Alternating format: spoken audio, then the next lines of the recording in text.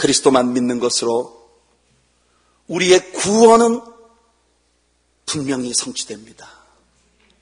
그런데 우리가 구원받은 리얼 크리스천이라고 하는 것은 우리 서로를 애틋하게 여기고 따뜻한 마음으로 사랑하고 품어주고 안아주고 그렇게 주님 안에서 하나가 되어가는 모습을 통해 증명될 수 있을 것이에요. 여섯 번째, 초대교회를 세웠던 여섯 번째 기둥은 기도에 대한 확신입니다. 그들이 더불어 마음을 같이하여 전혀 기도에 힘쓰니라. 오늘 본문입니다. 24절과 25절에도 보니까 저희가 기도하여 가로되 무사람의 마음을 아시는 주여 이 두 사람 중에 누가 주의 택하신 바 되어 봉사와 및 사도의 직무를 대신할 자를 보이시옵소서. 유다는 이를 버리었고 제 곳으로 갔나이다. 가룟 유다의 빈자리를 채우기 위하여 마띠아를 뽑던 때 그들은 기도함으로 이 일을 행하고 있었습니다. 초대교회에 이어지는 모든 이야기들 속에 기도는 빼놓을 수 없는 특별한 의미를 갖습니다. 어떤 결정을 내릴 때 그들은 하나님의 인도하심을 구했습니다.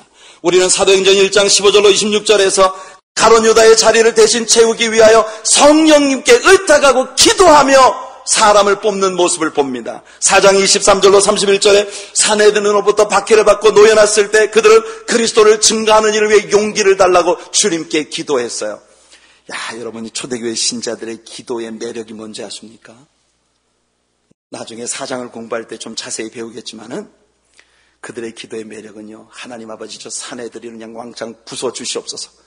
저 왼수 같은 바리새인들, 예수님 십자가 못 박았던 저 제사장들 왕창 그냥 치게 주시옵소서. 이게 그들의 기도가 아니었었어요. 그들의 기도는 뭔지 아십니까? 그들에게 참으로 끔찍한 환경이 전개되고 있지만 그들의 기도는 하나님 우리를 커지게 해 주십시오. 하나님의 말씀이 흥황하게 하시고 손을 내밀어 기도할 때 병든 자들이 낫게 하시고 모든 주님의 능력이 우리의 손으로 이루어지게 하옵소서. 그러니까 그들은요, 그들을 괴롭히는 모든 환경들이 거꾸로 됨을 당하길 바라는 것이 아니라 그 열악한 환경을 그들 안에 있는 넘쳐흐르는 능력으로 덮어버리기를 원하신 것이에요. 예전에 제가 북한 선교원에서 사역을 할 때 김창인 목사님께서 항상 잘해주시던 말씀이 있어요. 정 목사, 사람들이 정 목사 힘들게 하거든. 하나님 앞에 계속 기도하라.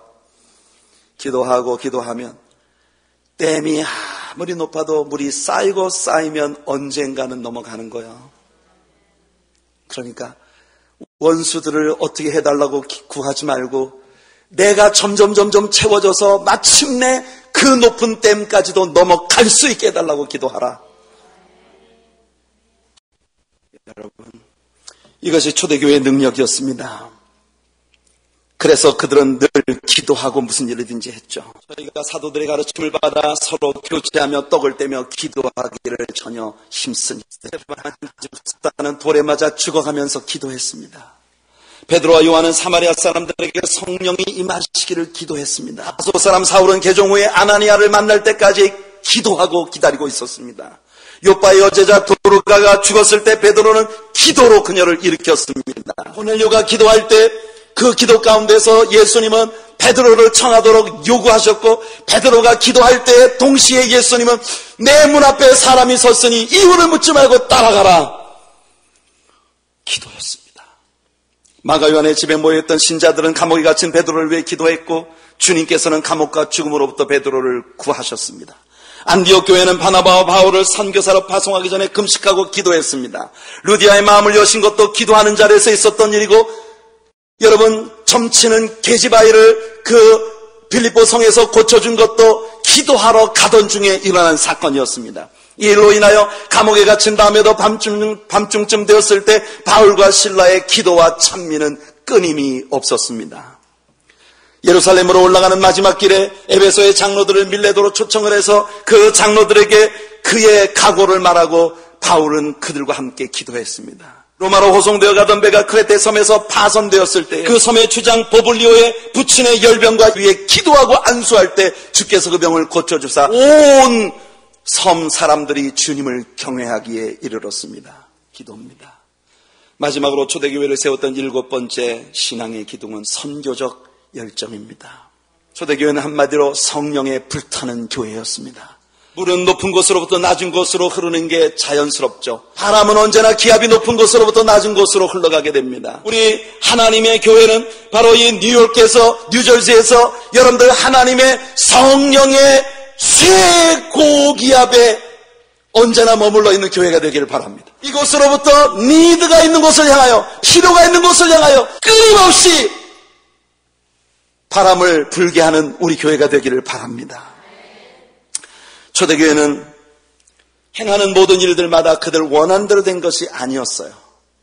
그렇지만 돌이켜보면 언제나 결과는 선교적 열매입니다.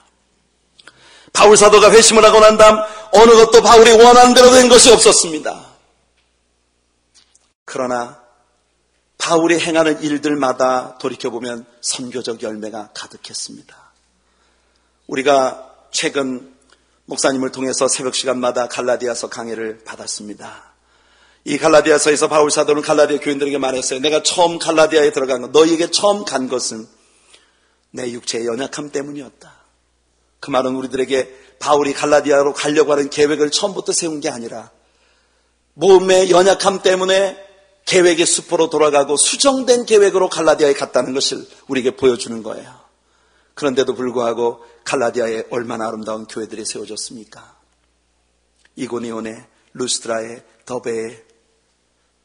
여러분, 우리들의 삶도 하나님의 교회의 미래도 그렇게 될 것입니다. 어떤 일들이 때로는 우리 계획대로 안 될 때도 있을지 모릅니다.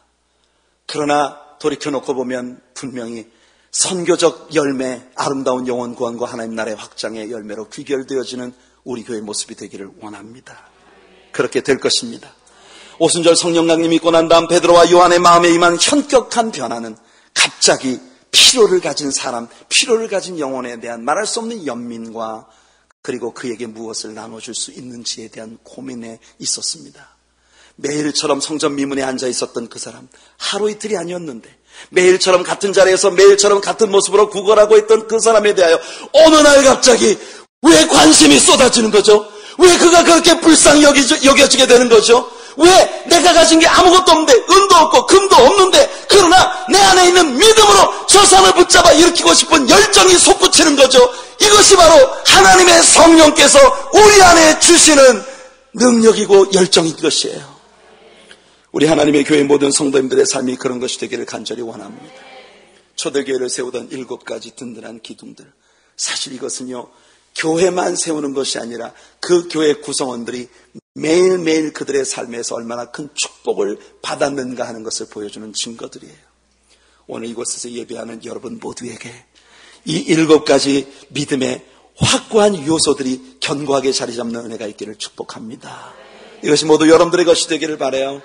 예수님의 부활의 사실에 대한 확증, 그리고 하나님의 나라에 대한 소망과 기대, 바로 지금 우리의 모임 가운데에서 이루어지게 될 하나님의 나라에 대한 아름다운 역사, 하나님의 성령의 능력 부어주심에 대한 그런 간절한 기대와 열망, 오직 예수 그리스도 한 분만을 높이는 그런 우리 공동체의 아름다운 열정, 그리고 우리들 가운데 어떤 사람이 연약해도 좀 보잘것없어도 부족해도 그들 모두를 하나님이 그를 들어 쓰신다는 사실 앞에 모두 용인하고 받아들이며 너그럽게 모두를 품어줄 수 있는 아름다운 사랑의 공동체의 모습, 무엇을 하든 기도하고 무엇을 하든 성령 충만하고 무엇을 하든 선교적 열정의 아름다운 열매들이 가득한 교회가 되는 것, 이것이 하나님의 교회의 모습이기를 원합니다.